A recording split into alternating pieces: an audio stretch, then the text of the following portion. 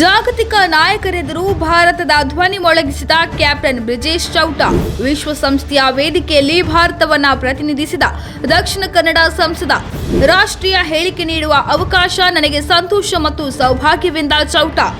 ನ್ಯೂಯಾರ್ಕ್ನಲ್ಲಿ ನಡೆಯುತ್ತಿರುವ ವಿಶ್ವಸಂಸ್ಥೆಯ 80ನೇ ಸಾಮಾನ್ಯ ಸಭೆಯ ಅಧಿವೇಶನದಲ್ಲಿ ಬಿಜೆಪಿ ಸಂಸದ ಪಿಪಿ ಚೌಧರಿ ನೇತೃತ್ವದ ನಿಯೋಗದೊಂದಿಗೆ ದಕ್ಷಿಣ ಕನ್ನಡ ಸಂಸದ ಕ್ಯಾಪ್ಟನ್ ಬ್ರಿಜೇಶ್ ಚೌಟ ಅವರು ಭಾಗವಹಿಸಿದ್ದು, ವಿಶ್ವಸಂಸ್ಥೆಯ ವೇದಿಕೆಯಲ್ಲಿ ಭಾರತವನ್ನು ಪ್ರತಿನಿಧಿಸಿ ಜಾಗತಿಕ ನಾಯಕರೆದುರು ಭಾರತದ ಧ್ವನಿ ಮೊಳಗಿಸಿದ್ದಾರೆ.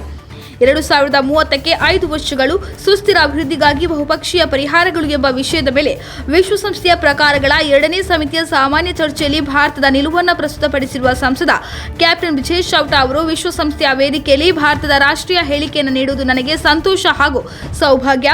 ಪ್ರಧಾನಿ ಶ್ರೀ ನರೇಂದ್ರ ಮೋದಿ ನೇತೃತ್ವದ ಭಾರತವು ಒಗ್ಗಟ್ಟು, ಸುಧಾರಣೆ ಮತ್ತು ಸಹಕಾರಿ ಕ್ರಿಯೆಯ ಮೂಲಕ ಸುಸ್ಥಿರ ಅಭಿವೃದ್ಧಿಯನ್ನು ಮುನ್ನಡೆಸಲು ಎಲ್ಲ ಪಾಲುದಾರರೊಂದಿಗೆ ಕೆಲಸ ಮಾಡಲು ಸಿದ್ಧವಾಗಿದೆ ಎಂದು ಪುನರುಚ್ಚರಿಸಿ ಸಾಮಾಜಿಕ ಮಾಧ್ಯಮ ಎಕ್ಸ್ನಲ್ಲಿ ಪೋಸ್ಟ್ ಮಾಡಿದ್ದಾರೆ. ಸುಮಾರು 2 ದಶಕಗಳ ಬಳಿಕ ಭಾರತದ ಸಂಸದೀಯ ರಾಜತಾಂತ್ರಿಕತೆಯನ್ನು ಪುನರುಜ್ಜೀವನಗೊಳಿಸುವ ಪ್ರಧಾನಮಂತ್ರಿ ನರೇಂದ್ರ ಮೋದಿ ಅವರ ಆಶಯದಂತೆ ಭಾರತದಿಂದ ವಿವಿಧ ಪಕ್ಷಗಳ ಸಂಸದರನ್ನು ಒಳಗೊಂಡಿರುವ 2 ನಿಯೋಗವು ವಿಶ್ವಸಂಸ್ಥೆಯ ಸಾಮಾನ್ಯ ಸಭೆಯ ಈ ಅಧಿವೇಶನದಲ್ಲಿ ಭಾಗವಹಿಸಿದೆ. ಅಂತಾರಾಷ್ಟ್ರೀಯ ಮಟ್ಟದಲ್ಲಿ ರಾಜತಾಂತ್ರಿಕ ಸಂಬಂಧಗಳನ್ನು ಉತ್ತಮಪಡಿಸುವುದು, ಜಾಗತಿಕ ಮಟ್ಟದ ಸಭೆಯಲ್ಲಿ ಭಾರತವನ್ನು ಅಧಿಕಾರಿಗಳ ಹೊರತಾಗಿ ಪ್ರತಿನಿಧಿಸುವುದು, ವಿಶ್ವಸಂಸ್ಥೆಯಲ್ಲಿ ಸಂಸದೀಯ ಪ್ರಜಾಪ್ರಭುತ್ವ ದೇಶದ ಪ್ರತಿನಿಧಿಗಳಾಗಿ ಪ್ರಜಾತಂತ್ರದ ಮೌಲ್ಯಗಳನ್ನು ಪ್ರಚುರಪಡಿಸುವುದು ಈ ನಿಯೋಗದ ಉದ್ದೇಶವಾಗಿದೆ.